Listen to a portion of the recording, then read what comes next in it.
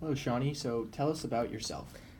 So, as you know, my name is Shawnee. I'm a communications major at Plymouth State University. I also have a minor in theater, and I'm a soon-to-be graduate from Plymouth State. It's awesome. Okay, how did you hear about our company? So Food 52 is a kind of a food magazine, and it's also for avid writing lovers and for food lovers. And one of the reasons why I fell in love with writing and food. I mean, who doesn't love food? Of course. I originally heard it on indoor.com, and I wanted to take the time to look over more about your company, and I fell in love with it from there, and I just wanted to learn more. Awesome. So, describe a time you had to deal with a difficult customer and how did you resolve the situation? Yes, so I used to work at a grocery store, and I remember I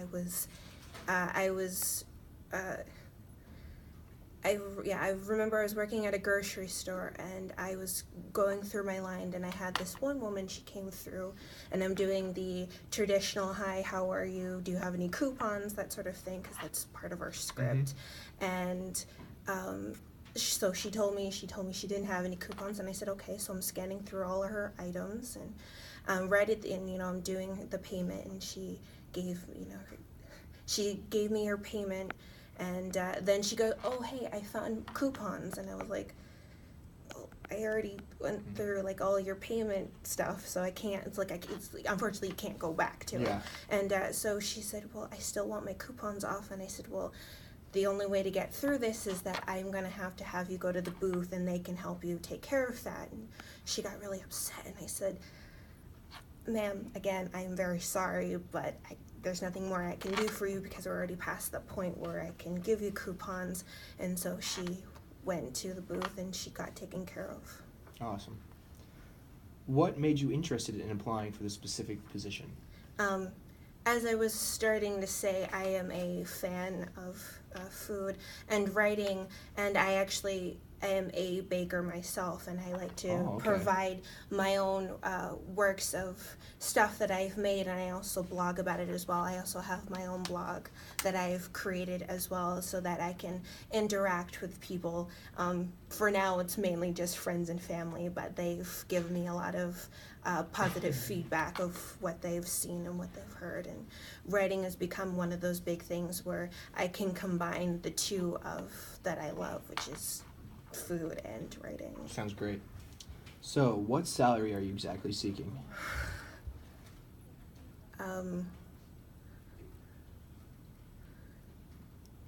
That is a hard one to come by, because writing salaries can vary. They're very different, and it's just knowing how much work I can get in terms of each story. So I think salary payment is going to be different each time depending on how long I'm with you for. Yeah, it varies for people. Okay. Yeah. If I were your supervisor and I asked you to do something that you disagreed with, what would you do? I would like to take the moment to sit down and talk to you away from everyone, and just say, this is how I'm feeling about what you're asking me to do, and if we can try to come up with a solution that is different, that I think would be best fit for what you're looking for, and what best fits with what I'm comfortable of providing for you. Interesting. So, what was your greatest failure and how'd you overcome it?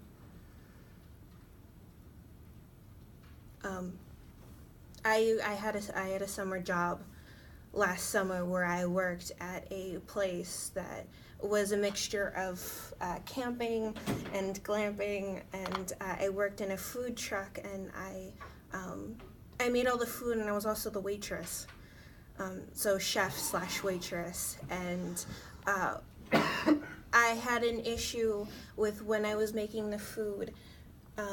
Not all of the food got cooked properly all the way, and unfortunately the customer had to bring back the food, and asked me if I could redo it again or her money back, and I was trying to figure out a way that best solved that issue, and it was hard.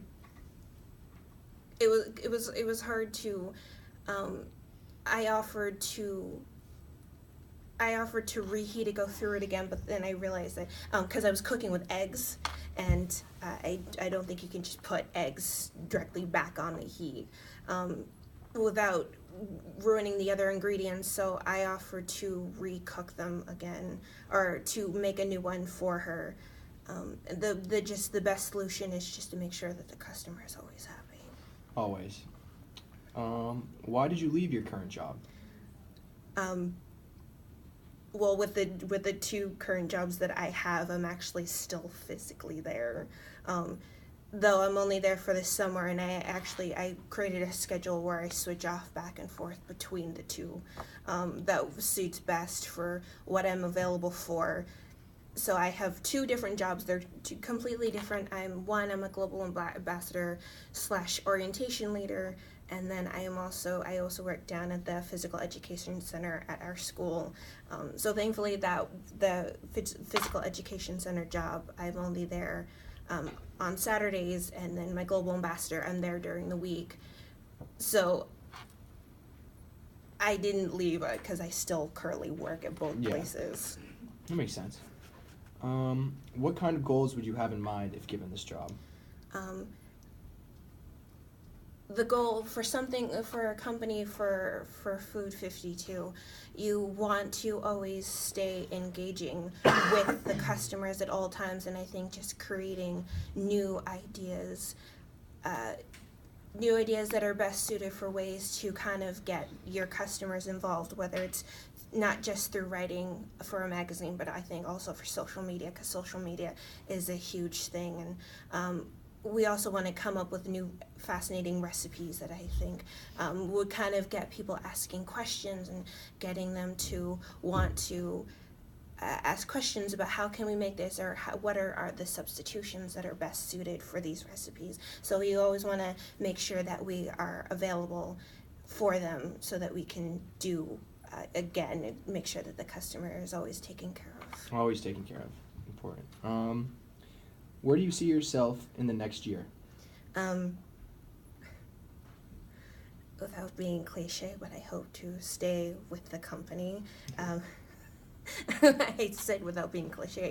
Hopefully that I can stay with the company for as long as I can. My goal for me is that I'd like to learn as much as I can from you guys, and adding more tools of what I already have from what I've learned, and then I can add on. And so it's basically a learning curve for everyone that we can learn from each other. Okay. And what was the most satisfying part of your last job? The most satisfying last part of my job. As I think both as a global ambassador and orientation leader, we get a bunch of different students from all over the world, and the goal is that we provide a not just, I don't want to say service, but kind of create